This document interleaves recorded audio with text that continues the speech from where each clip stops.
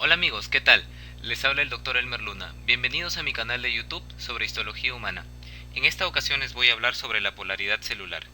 Dado que es un tema bastante extenso, he creído conveniente dividirlo en dos partes y aquí la primera. Empezamos diciendo que las células epiteliales tienen dos dominios principales, un dominio apical y un dominio vasolateral.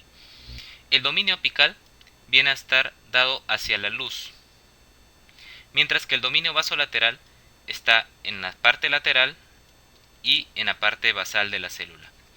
En esta presentación me voy a ocupar sobre el dominio apical. El dominio apical tiene tres diferenciaciones: los cilios, las microvellosidades y los estereocilios, mientras que el dominio vasolateral presenta las moléculas de adhesión celular y los conos de unión. Empezamos con los cilios. Los cilios son proyecciones celulares móviles que se originan en los cuerpos basales. Estos cuerpos basales están formados por 9 tripletes de microtúbulos en disposición helicoidal y que carecen de microtúbulos centrales. En cambio, el cilio está conformado por una estructura llamada axonema que tiene 9 pares periféricos y 2 pares centrales de microtúbulos, que en la literatura ustedes lo van a encontrar como el 9+2. Ejemplos en la tráquea, las trompas uterinas y también en otras estructuras. Acá tenemos un esquema de un cilio. El origen en el cuerpo basal, que se va a anclar al citoplasma por medio de las raicillas. A partir de aquí se va a originar el cilio. El cilio tiene ese par central y los pares periféricos. Es la estructura 9+2. Y aquí lo tenemos en esta microfotografía electrónica de la izquierda. Y acá, hacia la derecha para abajo, tenemos el cuerpo basal. Acá tenemos otra imagen para poder recordar y entender un poco mejor esta estructura del cilio. Ahora, el siguiente dominio es la microvellosidad. Las microvellosidades son proyecciones digitiformes, en cuyo núcleo vamos a encontrar monómeros de actina que se van a polimerizar, y ellos a su vez se van a unir en el citoplasma de la célula hacia una red terminal, y esta red terminal está conformada por filamentos intermedios o también por otros filamentos de actina que van a formar el citoesqueleto de la célula. Ahora, ¿qué función tienen las microvellosidades? Fundamentalmente es una función de absorción. Ejemplos en el intestino delgado y algunas porciones de la nefrona en el túbulo conado proximal. Aquí tenemos una representación esquemática y arriba una microfotografía electrónica de una microvellosidad. Entonces, tenemos acá el núcleo de la microvellosidad conformado por estos monómeros de actina G que se van a anclar a esta red terminal, que son filamentos intermedios o también otros filamentos de actina que forman el citoesqueleto de la célula y que también a su vez se van a unir hacia las uniones que están en el dominio lateral de la célula epitelial. Los estereocilios son proyecciones digitiformes largas y ramificadas que tampoco tienen esos microtúbulos que tiene el cilio. También está formado por filamentos de actina, ejemplo en el idimo. Aquí lo tenemos en una representación gráfica y acá en una microfotografía electrónica. En la base de estas proyecciones se encuentran vesículas de endocitosis.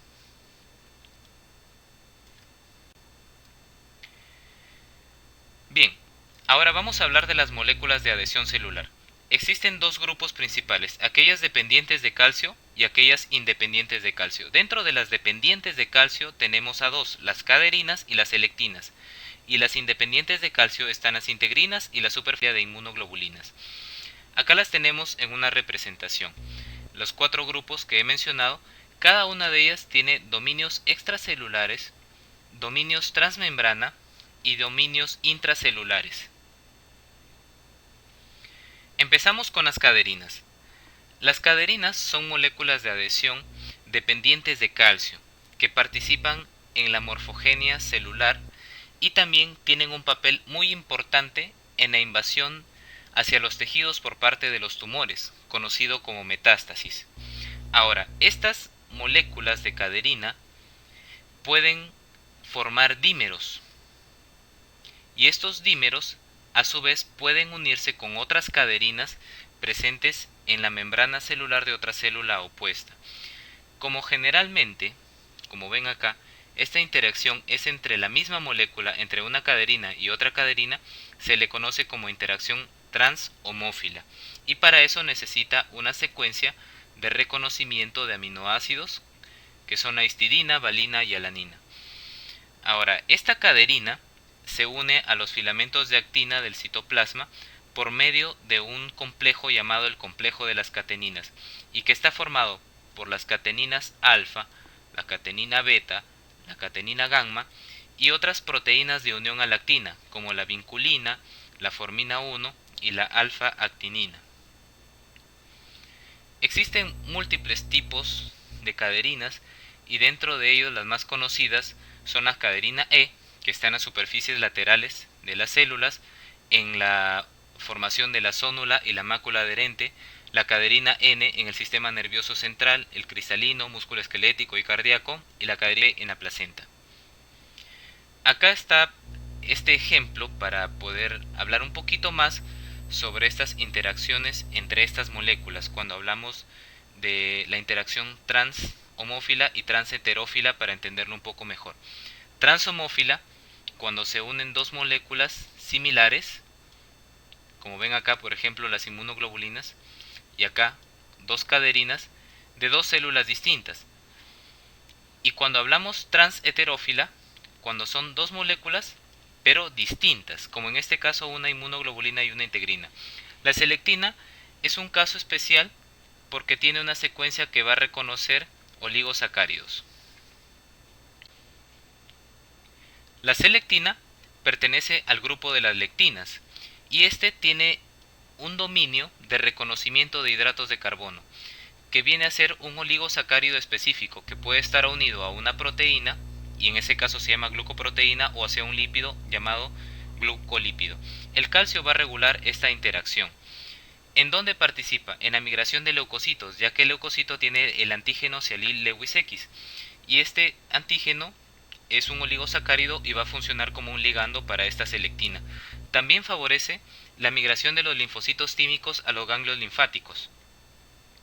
Existen varios tipos de selectinas. Las selectinas P, que están en las plaquetas y células endoteliales activadas, y ahí se van a almacenar en algunas vesículas. La selectina E, células endoteliales activadas, y la selectina L en leucocitos. Entonces, esta selectina se expresa en las células endoteliales activadas y van a reconocer el antígeno sialil-Lewis de los leucocitos, favoreciendo esa migración transendotelial.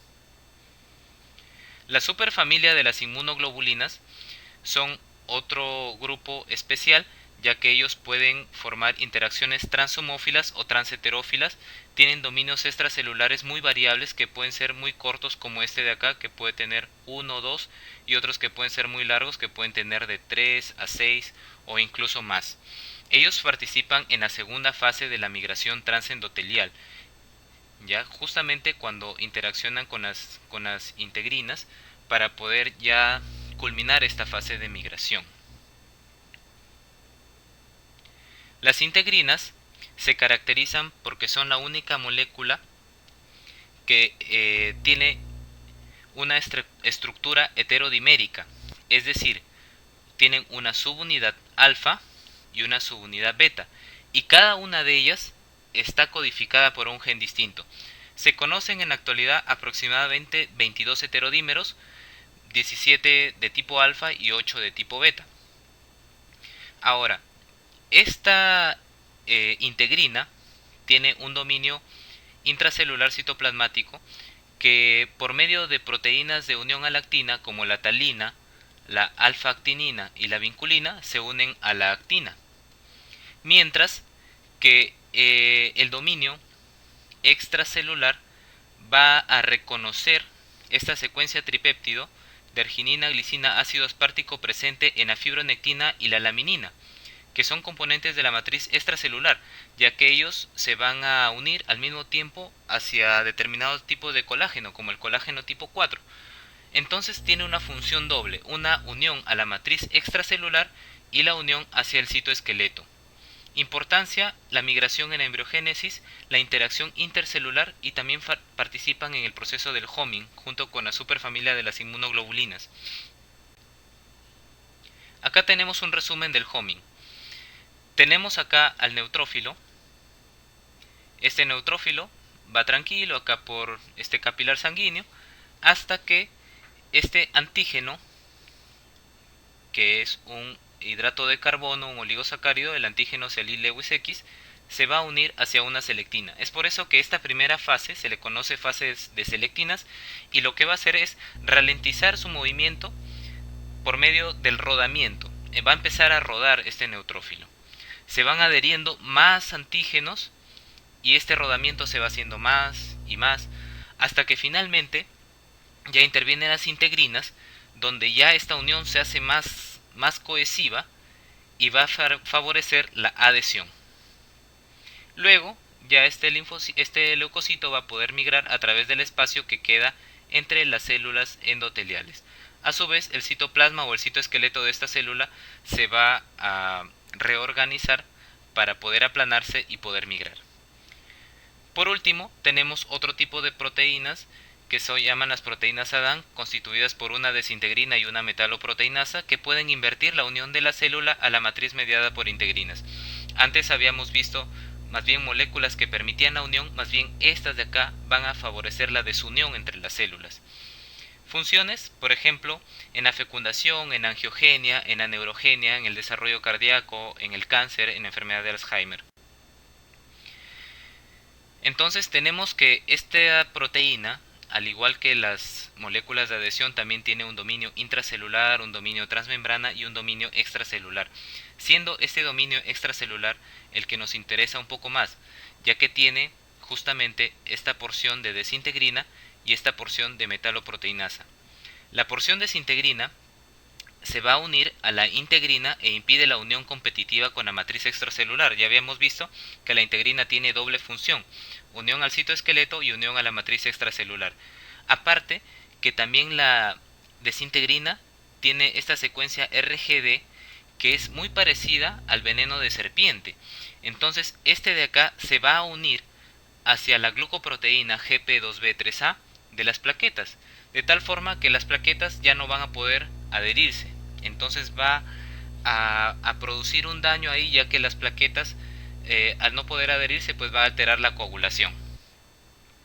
Y el dominio metaloproteinasa va a degradar componentes de la matriz extracelular, favoreciendo la migración de las células, y al mismo tiempo va a liberar ectodominios de membrana, que son unas proteínas que están adheridas a la membrana plasmática, y esta liberación es muy importante, ya que va a permitir o va a atraer a ciertas moléculas o citocinas proinflamatorias, como por ejemplo el factor de necrosis tumoral alfa o el factor de crecimiento epidérmico.